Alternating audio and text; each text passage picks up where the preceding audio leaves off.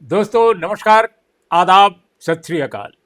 Urmilesh official के इस कार्यक्रम में आपका बहुत बहुत स्वागत है। मैं हूं उर्मिलेश। पार्लियामेंट का जो मानसून सेशन था दोस्तों, वो अब अनिश्चित काल के लिए स्थगित हो गया। पार्लियामेंट का सेशन जब चल रहा था तब और जब सेशन स्थगित हो गया है तब एक बहुत बड़ा मुद्दा इस देश का है, बहुत बड़ा मुद्दा जो इस देश की पूरी आबादी से जुड़ा हुआ है और भारत सरकार के एक बहुत बड़े मिशन से जुड़ा हुआ है और जिसको इस अंजाम तक पहुंचाने में देश के विपक्ष के सबसे बड़े नेता राहुल गांधी का बहुत बड़ा योगदान है। और वो मिशन है दोस्तों भारत सरकार का राष्ट्रीय जनगणना का। राष्ट्रीय जनगणना जो अपने देश में 2021 में होनी चाहिए थी, वो 2027 में पूरी होगी, इसीलिए इसका नाम राष्ट्रीय जनगणना 2027 कहा गया है। 2026 में काम शुरू हो चुका है, एक चरण पूरा भी हो गया, मकानों का आइडेंटिफिकेशन वगैरह। लेकिन जो असली काम है गिनती का, लोगों की गिनती और कास्ट वाइज गिनती इस बार हो रही है 1931 के बाद पहली दफा राष्ट्रीय जनगणना में। 2011 में एक सर्वे जरूर किया गया था जिसका कोई आंकड़ा नहीं आया, हालांकि वो राष्ट्रीय जनगणना का हिस्सा नहीं था, लेकिन अगर उसको छोड़ दें तो ये पहली बार 1931 के बाद जाति आधारित जातिवार जनगणना हो रही है।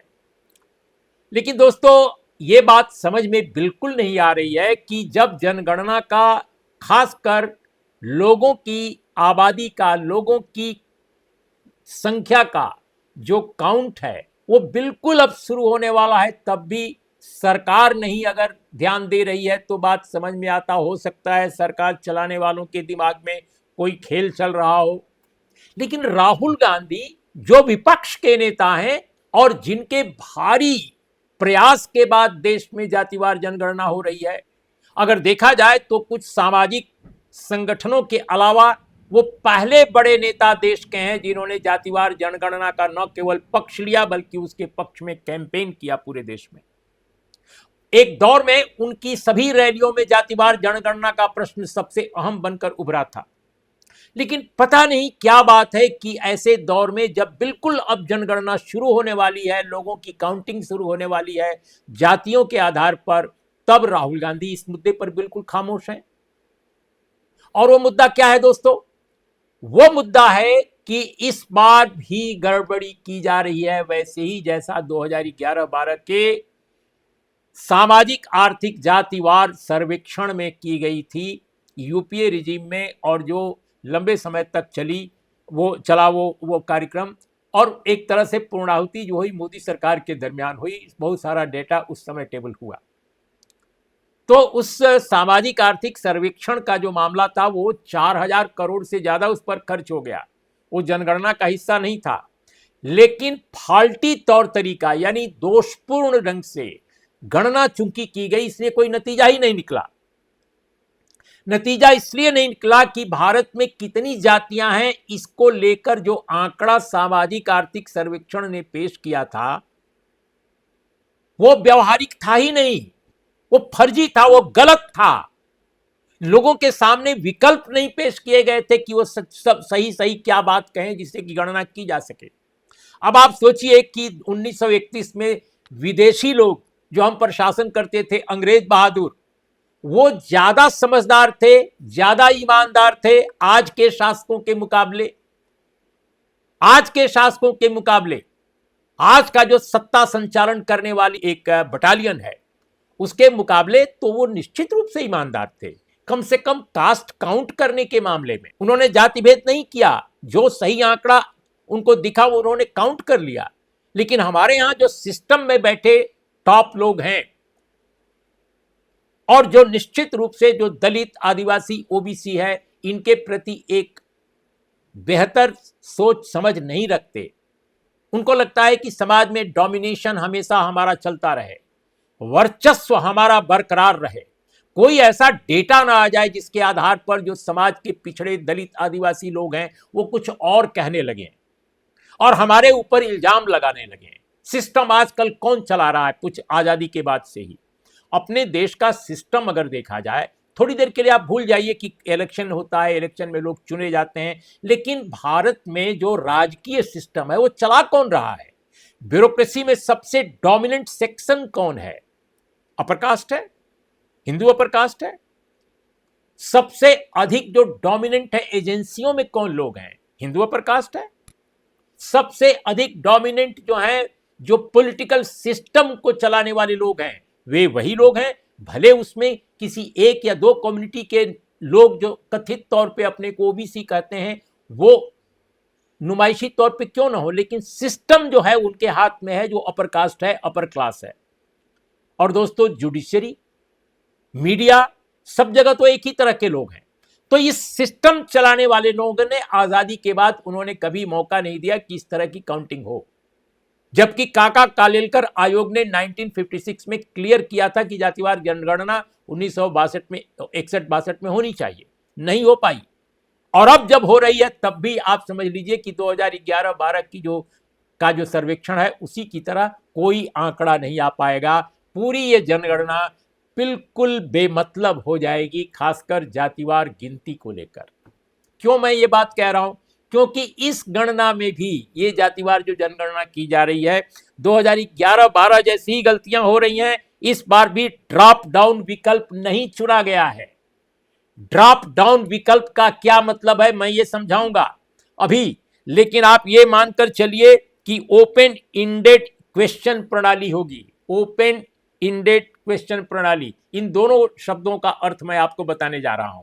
इसका क्या मतलब है दोस्तों? ड्रॉप डाउन विकल्प का मतलब यह होता है कि आप जब किसी भी व्यक्ति के घर जाएंगे पूछने के लिए कि आप कौन हैं, आप किस समाज से आते हैं, तो आप एक मेनू पेश करेंगे। जैसे वो कह रहे कि हम एससी हैं, तो एससी में आप अगर कहेंगे, जैसे ही वो व्यक्ति कहेगा कि मैं एससी हूं, तो आप उनसे पूछ सकते हैं कि भाई अगर आप एससी हैं तो कौन से एससी हैं, आपकी जाति क्या बता पाएंगे आप? और वह व्यक्ति बिल्कुल बताएगा। उसमें आप जो एससी कम्युनिटी की जातियां हैं, जितनी भी अलग अलग समुदायों की, उनकी पूरी की पूरी सूची उसके सामने पेश कर दीजिए। उनके बारे में पूछ लीजिए कि आप इस जाति के तो नहीं हैं, इस जाति के तो नहीं हैं। आप उनके ऊपर मत छोड़िए, अगर उनके ऊपर आप छोड़ेंगे तो वो बहुत सारी ऐसी जातियों का नाम बता देंगे जिनकी आप गिनती ही नहीं कर पाएंगे। जैसे उदाहरण के तौर पे ओबीसी कम्युनिटी का मैं आपको उदाहरण देता हूं कि ओबीसी कम्युनिटी में कल्पना कीजिए कि कोई व्यक्ति कहता है कि वो बनिया समाज से आता है। तो अब बनिया समाज में, बिहार में अगर आप सवाल उठाते हैं कि आप बनिया समाज में आते हैं, तो आपको पूछना पड़ेगा, क्योंकि बनिया समाज जो है बिहार में ओबीसी कम्युनिटी है। तो ओबीसी में बनिया सूढ़ी हैं, आप मोदक हैं, मायरा, रोनियार, पंसारी, मोदी, कसेरा, केशरवानी, ठठेरा, कलवार, कलाल एरा की, व्याहुत कलवार, कमलापुरी वैश्य, ये क्या आप हैं? तो अब जब ये गिनती आप उसके सामने पेश करेंगे जातियों की, तो वो तुरंत बता देगा। और दोस्तों, इसी तरह से जैसे आप ओबीसी कम्युनिटी में कोई व्यक्ति कहेगा कि वो अहीर है, तो आप अहीर और यादव दो विकल्प अगर आप पेश करेंगे ओबीसी कम्युनिटी की एक जाति के बारे में, तो वो क्लियरली अहीर या यादव बताएगा। लेकिन अगर आप उसी के ऊपर छोड़ देंगे कि भाई आप किस जाति के हैं, तो हो सकता है कि वो बिहार और उत्तर प्रदेश और झारखंड में कई जगह कह दे कि वो घासी है, वो मेहर है, वो गोरा है, वो सदगोप है, वो गोपाल है, वो लक्ष्मी नारायण है, वो गोला है, वो डणहोर है, कुछ भी कह सकते हैं, ग्वाल है, कृष्णौत है। तो इतनी सारी जातियों के नाम उपनाम वो ले लेगा, तो आप किसी भी व्यक्ति की गिनती नहीं कर पाएंगे। तो ये मसला है कि जो अपने देश में, अपने प्रदेशों में जातियों की पूरी लिस्ट बनी हुई है, एससी, एसटी और ओबीसी की, ये कोई छुपी हुई बात नहीं है। रिजर्वेशन के लिए ये जरूरी था कि जाति एक सूची बने, और जातिवार जो सूची बनी हुई है वो उपलब्ध है भारत सरकार के पास। तो भारत सरकार इतने डिजिटल एक्सपर्टाइज उसकी है, भारत सरकार के विभिन्न मंत्रालयों में, विभिन्न विभागों में, क्या वो इन जातियों की जो सूची है, सरकारी सूची है, क्या उसको बाकायदे बना करके और सभी जो गिनती करने जा रहे हैं लोग, क्या उनको ये नहीं थमा सकते थे कि वो अपने कंप्यूटर पर, अपने लैपटॉप पे, अपने मोबाइल पे वो बाकायदे इसको रखें कि जैसे ही आप नाम पूछते हैं किसी का, उसकी जाति पूछते हैं, वो तुरंत दिख जाए और सरकारी जो सूची है जातियों की उसमें आप फिट कर लें उस व्यक्ति का नाम। अगर आप फिट कर लेते हैं तो ये 4,000 से लेकर 5,000 पूरी की पूरी जातियां पूरे भारत में आपको दिखाई पड़ेंगी। 4-5 हजार, अधिकतम 5,500-6,000 मान लीजिए, बहुत अधिकतम जाएंगी। तो जब अंग्रेजों ने 1931 में जनगणना कराई थी तो उस वक्त भारत में 4,147 जातियां थी। 4,147 जातियां। मैं मानकर चलता हूं कि कुछ उपजातियां जाति के रूप में तब्दील हो गई होंगी, या काउंट कर लिया गया होगा मंडल की सूची में, या राज्यों की जो रिजर्वेशन सूची है उसमें। तो ठीक है, 4,500 हो जाएंगी, इससे ज्यादा क्या होंगी। लेकिन आप दंग रह जाएंगे कि अपने देश के सर्वेक्षण जब कराए गए, पूरे देश भर में जातिवार सर्वेक्षण, जिस पर 4,000 रुपए से ज्यादा खर्च हो गए थे सरकार के, और जिसका कोई नतीजा नहीं निकला। आलमारी में वो आज भी फाइलें बंद हैं, कुछ भी कोई डॉक्यूमेंट नहीं आया। दुनिया में शायद ही कोई देश हो जहां जातिवार सर्वेक्षण कराया गया हो, या कम्युनिटी की पूरी जनगणना कराई गई हो और उसका डॉक्यूमेंट आज तक पब्लिक ही न हुआ हो, संख्या पब्लिक ही न की गई हो। ये काम 11-12 में हुआ और 14-15 तक इस पर डिस्कशन चलता रहा। तो दोस्तों, उस समय जो अपने देश में जातियां बताई गई, जिसकी बात मैं कर रहा हूं सामाजिक आर्थिक सर्वेक्षण का, वो 46.7 लाख जातियां उसमें निकल गई। क्यों?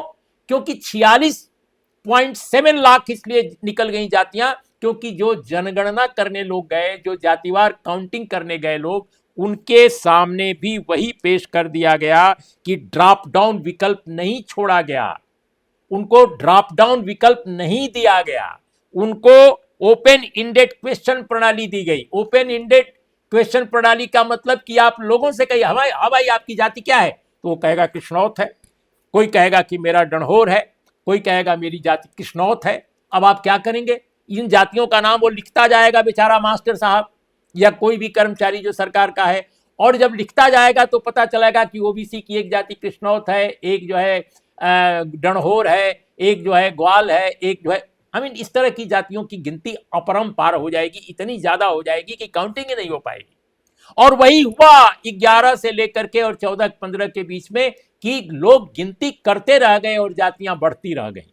तो 46.7 लाख भारत में जातियां उस समय हो गई 11 से लेकर के और 14-15 के बीच में। जब इसका लगातार इस पर काम होता रहा, टेबलाइजेशन होता रहा, टेबल बनते रहे कि भाई किसको कैसे बनाया जाए, और अल्टीमेटली उस सरकार ने यूपीए की भी ने और मोदी सरकार ने भी इसको छोड़ दिया और इस विषय पर आगे कुछ भी नहीं किया गया। मुझे याद आ रहा है कि एक बार अरुण जेटली जी और किसी अन्य मिनिस्टर ने मिलकर एक कॉन्फ्रेंस की थी, प्रेस कॉन्फ्रेंस, और उसमें कुछ सोशियो इकोनॉमिक आंकड़े जरूर दिए थे, लेकिन कास्ट का कोई आंकड़ा नहीं दे सके क्योंकि आंकड़ों का पूरा जंगल खड़ा कर दिया गया था उस सामाजिक आर्थिक जनगणना में, जिसको सैक कहा जाता है। और जो ग्रामीण विकास मंत्रालय के तत्वावधान में हुआ था, वो अपने देश के जो जनगणना आयुक्त का कार्यालय है, रजिस्ट्रार जनरल ऑफ इंडिया, उसकी ओर से नहीं हुआ था। तो वही नौबत इस बार आ रही है राष्ट्रीय जनगणना में। लेकिन आश्चर्य की बात है क्योंकि वही हूबहू एडॉप्ट किया गया है पद्धति, उसी सिस्टम से उसी तरीके से काउंट किया जा रहा है लोगों की जातियों के बारे में। यानी जो ओपन इंडेड इक्वेशन प्रणाली है उसी को लागू किया गया है। जो ड्रॉप डाउन विकल्प है वो नहीं ग्रहण किया गया है, उसको एडॉप्ट नहीं किया गया है। और ये बात खुलेआम जातिवार जनगणना के बारे में पूछे गए सवाल के जवाब में जो राष्ट्रीय आयुक्त हैं जनगणना के और जो रजिस्ट्रार जनरल ऑफ इंडिया जो कहलाते हैं, उनके कार्यालय द्वारा आधिकारिक तौर पे पत्रकारों को ये बात कही गई। और इंडियन एक्सप्रेस में बहुत ही एक सीनियर जर्नलिस्ट ने फ्रंट पेज स्टोरी इस पर छापी है। तो इसके बाद दूसरे और अखबारों में इस पर कहानियां छपी हैं, लेकिन हिंदी के अखबारों में तो कम छपती हैं ये चीजें, लेकिन अंग्रेजी के अखबारों में छपी हैं और वेबसाइटों पर भी आई हैं। तो मेरा ये कहना है कि जब ये चीजें उजागर हो गई हैं तब आश्चर्यजनक है कि जातिवार जनगणना के सबसे बड़े पैरोकार इस देश में राहुल गांधी, वो क्यों चुप हैं कि काउंटिंग अब शुरू होने वाली है कुछ ही महीने में, और अभी तक उन्होंने स्टैंड नहीं लिया। कम से कम पार्लियामेंट सेशन के दौरान वो एक दिन इसी मुद्दे पर वॉकआउट करा दिए होते विपक्ष को कि भाई जातिवार जनगणना तो आप करा रहे हैं लेकिन कोई नतीजा नहीं निकलने वाला है। ये पूरी की पूरी जनगणना की कवायद, जिसमें कि करोड़ों सैकड़ों करोड़ रुपया खर्च हो रहा है, हजारों करोड़ रुपया खर्च हो रहा है, वो फ्यूटाइल हो जाएगा। पूरा कोई आंकड़ा नहीं आएगा, केवल संख्या आ जाएगी कि भारत में इतनी आबादी इस समय है। तो वो तो आजकल ऐसे भी आ जाती है। लेकिन आप जब जनगणना करा रहे हैं तो सामाजिक, आर्थिक, शैक्षिक सारे के सारे पैमाने जो आपके हैं वो सही नहीं आएंगे और पूरा का पूरा आंकड़ा जो है फरेब का शिकार हो जाएगा। दोस्तों, ये स्थिति है और मुझे अचरज है कि क्यों विपक्ष के नेता, जो भारत में जातिवार जनगणना के सबसे बड़े पैरोकार के रूप में, ध्वजवाहक के रूप में उभरे थे चुनाव कुछ समय पहले, और वो इस मुद्दे पर बिल्कुल अभी तक चुप हैं। और आपको मैं बताऊं, अगर वो न होते तो ये मौजूदा सरकार और उसको चलाने वाला मौजूदा सरकार का एक तरह से मातृ संगठन, उसका एक तरह से यूं कहा जाए कि आइडियोलॉजिकल, उसका जो एक गुरु है वो राष्ट्रीय स्वयंसेवक संघ, वो हरगिज जातिवार जनगणना कराने के पक्ष में नहीं था। और भारत की संसद में बाकायदे गृह राज्य मंत्री ने सवालों के एक जवाब में कह दिया था कि जातिवार जनगणना का कोई प्रश्न ही नहीं उठता। कई नेताओं ने तो बीजेपी के कह दिया था कि जातिवार जनगणना कराएंगे तो भारत में जात पात बढ़ेगा, जैसे कि जात पात कम हो गया है। तो मुझे ऐसा लगता है कि कहीं ना कहीं ये मामला विपक्ष के नेता और विपक्ष की जो राजनीतिक पार्टियां हैं उनके दिमाग से ओझल हो गया है। लगता है कि वे भूल गए हैं कि जातिवार जनगणना का जो फैसला किया गया था और जिस पर सरकार कह रही है कि वो अमल कर रही है, लेकिन उसका कुछ भी नहीं निकलने वाला है। पूरा का पूरा प्रोसेस फरेब का शिकार हो चुका है और कोई नतीजा नहीं आएगा दोस्तों। और आपको मैं बता दूं कि जातिवार जनगणना का ये कार्यक्रम है ठंडे प्रदेशों में, खासकर लद्दाख जैसे इलाकों में, इसी सितंबर से शुरू हो जाएगा और अक्टूबर तक खत्म कर लिया जाएगा 2026 के, और शेष भारत में ये फरवरी मार्च 2027 में कंप्लीट किया जाएगा। तो बिल्कुल कम दिन बचा है, कम समय बचा है, फिर भी खामोशी क्यों? सरकार का खामोश रहना तो समझ में आता है, क्योंकि शायद सरकार चाहती है कि यूपीए रिजीम में जो जानबूझ करके खेल किया गया था वैसा ही खेल हम भी कर लें और इस तरह से जातिवार जनगणना का वादा भी पूरा कर लें और कोई आंकड़ा भी न पेश करें और दलित, आदिवासी, ओबीसी समाज को एक तरह से फिर एक धोखे में रखा जाए, उनको बेवकूफ बना दिया जाए। क्योंकि एक दौर में मुलायम सिंह जी थे, लालू यादव थे, शरद यादव थे, बेनी प्रसाद वर्मा थे, सीतारमैया थे, उमा भारती थी, गोपीनाथ मुंडे थे, इन तमाम नेताओं ने जातिवार जनगणना की मांग की थी, जिसके आधार पर जातिवार सर्वेक्षण किया गया था और उसका कुछ भी नतीजा नहीं निकला। दोस्तों, इस समय तो कोई बड़ा नेता नहीं है ओबीसी का इस तरह का जो खुलकर ये बात कह रहा हो, कैंपेन इसके लिए कर रहा हो। इसके सबसे बड़े कैंपेनर का नाम राहुल गांधी है, जिसके कारण ये जातिवार जनगणना हो रही है और वो स्वयं खामोश है। मैं नहीं जानता कि क्यों खामोशी है या खामोशी टूटने जा रही है, तो देखिए क्या होता है। लेकिन मैंने सोचा कि आज आपके सामने ये बात बताऊं कि जनगणना के साथ, जातिवार जनगणना के साथ क्या फरेब हो रहा है। तो दोस्तों, आज इतना ही। नमस्कार, आदाब, सत श्री अकाल।